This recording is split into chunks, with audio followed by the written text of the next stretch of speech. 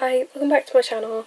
I wanted to do a bit of a fun video and like something that's just not related to psychology, mental health, just serious stuff, because I'm just in the mood to be a bit lighter in the mood, and may as well put it on a camera because I don't have anyone to share it with. And there we go.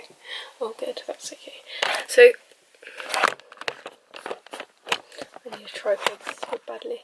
But anyway, I went on the internet to search video ideas, and I've come across a couple of ideas which are, I think, supposed to be for separate video ideas, but we're going to combine them potentially into one, and they're mainly list like things like your biggest accomplishment, your biggest fear, your favourite childhood memory, etc. So let's get into it. And if you hear any squeaking, I do apologise. What's my biggest accomplishment? I want to say getting through the mental health service. There I am, like, I don't want to talk about mental health, we're not talking about mental health, I'm just saying that's probably my biggest accomplishment. We've talked enough about that, so let's move swiftly on. Your biggest failure?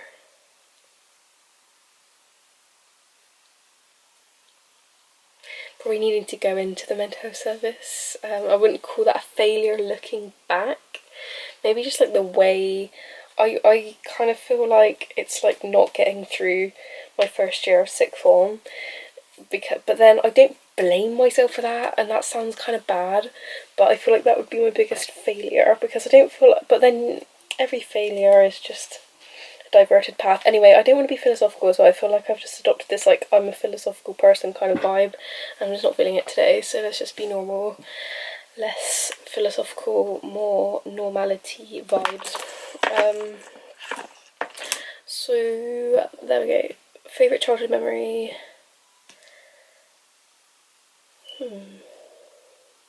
I just think when I was like really young, and I just know that like when we used to be like in the kitchen with my mum, like cooking and stuff like that, like we'd cook like flapjacks and stuff with my mum. So it was a nice favourite childhood memory. I used to be with my brother and we just like licked the batter and stuff. A bad love story. Oof. Let's just say in my last relationship, well, it's actually a relationship for last relationships and kind of on and off with my current one. But my last relationship, let's just say things got extremely toxic. Well, they didn't get toxic, they were toxic on his end. I wasn't having any of the toxicity. Things got just very quickly bad. I believe he was a sociopath, but he had a lot of sociopathic tendencies, shall we say. I'm not a psychologist, but then again, that's not a psychological disorder. I believe he was a sociopath. Roped me in, had an extremely, I've never seen such a toxic environment within his family members as well. I was sucked into all their drama, and then he just breaks up with me, and I'm just there like completely shattered into a million pieces. The aim of a sociopath is to shatter another person, so I don't know why I come across like I'm surprised. There he is, a nice bad love story for me. For you, a good love story. Well, when I first met my first boyfriend, that was quite a nice little story. When we were on a night out with a group of my old friends, which I'm still in that friendship group, but just my ex isn't in it anymore. Not because I exiled him, but just because he wasn't too bothered to carry on with the group, and I was like, fine. We all were on a night out and we were all dancing, and I kind of actually wanted another one of, or I was hoping potentially that one of two blokes was gonna make a move on me. Or it's kind of like we were all dancing together and we all kind of didn't know each other very well, and I was sort of like looking across to see if any other of them would have made a move on me. None of them did. But this one, I didn't expect it at all. He comes up to me, gives me these weird eyes, he just kind of like glares at me, and I'm just like finding it a bit weird. But then all of a sudden he starts like dancing with me, and then I start dancing with him. I was kind of like, it's so weird. It's kind of like, you know when people like, they talk about peacocking, like he's just like, that means like just like kind of showing off in order to gain attention and attraction. It worked. It was so weird. He just started dancing with me, and then he kisses me eventually, and we were just making out the whole way home, and then we got into a relationship because I think we like spent the night or whatever, and he like asked me out the next day, and I was like, oh, like I don't know if I want to get in a relationship. But then he was like, okay, well, let me just take you out a few times. You can come and stay at the pub that I work at and stuff. And I just went along there a couple of times. And then we got into a relationship. We stayed together for 1.5 years. So yeah, no bad words to say about that one. Apart from we probably have a lot of bad words to say about me because I didn't end up with him. But there we go. Something new you tried. A hobby, a food you've never tried before. Oh, I've done a lot of like physical activity recently. Not recently, but in recent years, like abseiling. I abseiled off a cliff. Did a 100-mile walk. Went camping with my friends. Yeah. How you made or lost a friend. Well, my recent boyfriend, who's now a friend / complicated situation, we met in a pub. I was out with another friend and his friend, and basically he looks at me, this guy I'm still friends with now and still see, across from the other end of the, like a couple of tables down from me, looks at me, and I've got my feet up on the table, and he goes, can you get your feet down off the table because I've just got I don't want to get COVID or something. And I was like, okay, who is this guy? And I was like, yeah, okay. And I just like didn't put my feet down. Or maybe I did, and then I put them straight back up again because I was just like, who is this guy? Like, why is he telling me what to do? Like, this isn't a school. And so anyway, that was that. So that's how I made a friend. And then he just ended up coming over and sitting with us, and then we just like ended up all hanging out, and that was fun. But yeah, oh, sorry if my makeup's been like smeared over my face so that you can tell. And then how I lost a friend. I just feel like sometimes people drift apart. Like, I feel like in school and stuff, you've got to think, like, some people, like, it's not so much arguments sometimes, just as you either have different paths and you kind of don't make the effort with each other anymore, or you just kind of, again, don't have different paths and you just drift apart sometimes, and that's really hard. And I think I've actually gone through a bit of watched a few YouTube videos for learning how to mentally downgrade a friend in your mind. Not downgrade, but like put them on from a best friend to a friend or an acquaintance or an old friend, and just like understanding that change is okay, and like acceptance of change is okay, and moving through life, and you might end up getting close with them in the future, but for now it's like, you know, your friends, or, you know, old friends, or, you know, a past friend, and that's okay, and just like living for you and not them. So anyway, there we go. The sibling tag. Okay, no, that's I'm gonna go on to the next website now. Talk about a time you lied to your parent. I just wasn't a big liar to my parents. I just feel I've learnt not telling them the whole truth, but I don't think there's any particular times I've really lied to them. I can think of time you stole something. Oh my god, when I was 4, I stole a cream egg from Woolworths. And I did steal my relative's wedding ring one time and loads of jewellery, and I tried to hide it. I don't know why. I thought I was like such a cunning thief when I was like 4. I went through like a stage of like stealing, and yeah, this woman in Woolworths, she proper disciplined for me from stealing this cream egg, because I think I asked my mum for a cream egg, she said no, so I picked up this cream egg in my hand, and it like melted into my hand because I don't think I could eat it. I remember the adrenaline even now that I had with it, and my mum held her hand out for me to hold her hand, and I was like no, and she's like why, and so I held my hand out and this like cream egg had like melted into my hand. What a thieving 4-year-old. But anyway, I broke out of that phase pretty fast, which is good. A confrontation you had with a teacher. I don't have confrontations with teachers, not often. The only one I can think of is that my ex's mother was a teacher, and she was actually really rude to me when I first met her, I feel like. I don't know if it was just like cultural or it was obviously normal to her, but I remember getting really upset by some of the things that she'd said, and I can't honestly remember. I think it was just like whenever I'd come downstairs she'd call me like just useless, or like just some sort of degrading sort of words that I didn't appreciate. Just like, oh Christ, you know, not you again, and blah blah blah. And I had to like say like, okay, can you not do that, because like I'm getting really upset. So there we go. The best gift ever. I always feel like, and I can't believe I'm saying this, it's so cliche, but like the best gift that I enjoy receiving is not tangible. Don't get me wrong, if someone gave me a £1,000 gift card or give me their lottery wins, I wouldn't say no, but I'm starting to realise more and more how money is not equated to happiness, and that is just going to be such a healthy thing to ingrain into life.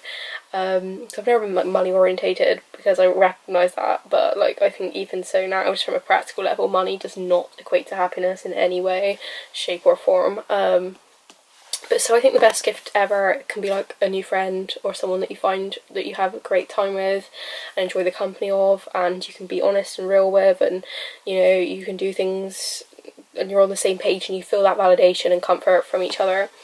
So there we go. A time you tricked a sibling. Don't know, can't think of anything. A time your girlfriend or boyfriend cheated.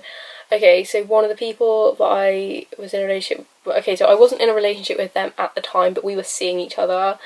And I feel like, and I think he like did some stuff with someone else, and I was just sort of like, because he told me like a half a year or like 3/4 of a year after like knowing them, and within that time when we weren't in a relationship, he did that, and then when I found out, I was like, because to be fair, I probably would have just like not bothered with him if I would have known any sooner, because I had an inkling that something happened anyway, and I think he told me that something happened, then it didn't happen. Actually no, I can't honestly remember. I think he said that something did I don't think he ever said that something happened, but I had an inkling that it did, and then he told me loads later, and I was like, I know it. And also, he was in Skank Man anyway. So, that time you broke up with a good friend, I've literally just answered that on the other one. Time you embarrassed yourself playing sports. Oh, I was just never good at sports. PE was just absolute trash. Who loves PE? Not me. Oh my god, I was always walking cross country. It was awful.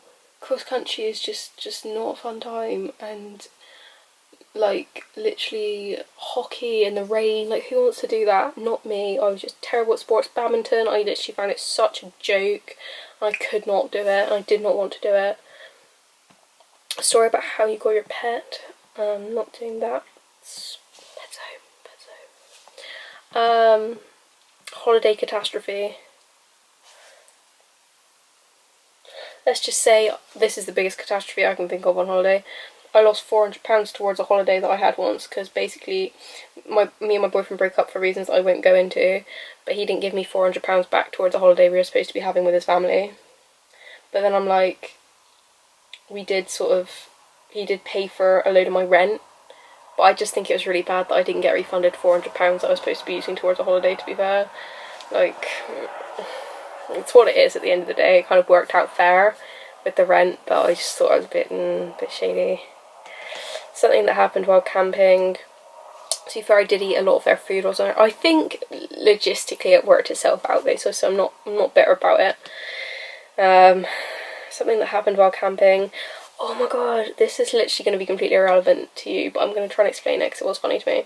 Basically, one time I went camping with 3 of my good friends at the time, and we had all this like red wine, and basically then ended up like having this conversation about like a bag for life, and this is going to mean nothing to you, but we just like got really funny about this thing about a bag for life, that bags for life were just gonna like, because like this bag for life we had kept like blowing away or something, and we would be like farewell bag for life, and like it makes no sense, and I'm gonna watch this video back and someone else is gonna watch it and be like, what the hell?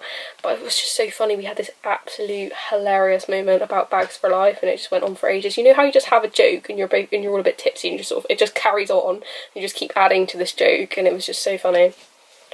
There we go. A vacation mishap. I don't see how that's any different to a holiday catastrophe, but a vacation mishap.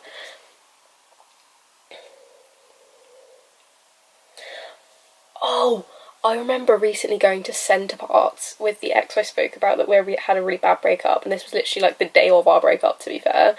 Or like the holiday just before our breakup, because he broke up with me when we got back. I swear he delayed breaking up with me so he didn't have to get out of the holiday, because I think I booked it. So that was fun. Basically ruined my entire holiday knowing you're going to break up with me on the day we get back. So yeah, that was fun. Go on holiday with someone you're about to break up with. I literally would have refunded him the money and took someone else. But there we go. So yeah, just terrible time. He's kicking off every left, right and centre for this and that, and I look back and yeah, I see my sides of the arguments, but yeah, it was just a terrible holiday. I love Center Parcs so much, or I did. To be fair, I loved it too much, so maybe it was good to have one bad experience with it to realise that it's not everything in life, but I literally loved Center Parcs, and I have a really idealistic vision of Center Parcs, and like, I used to just love going there, and I'd be like, I'd just be in my element, like mentally, I'd just completely escape from everything when I go to Center Parcs, and it was just really, it was really tainted that time when I went. It's not tainted for life, I'd happily go back and it would be amazing, but yeah, he really just, there was parts of it which were really good, to be fair, so I can't completely complain, but that was a vacation mishap at the end of the day. The day that everything went wrong, the day lockdown was announced. Or there was one day where I got shat on by a bird and it went all over my hair and all over my blazer in year 9 in front of the whole of the year 8s. Or actually no, was it year 8 or year 9? Either year 8 or year 9 in front. I think it was the year 8 wall. So yeah, I think I must have been year 8.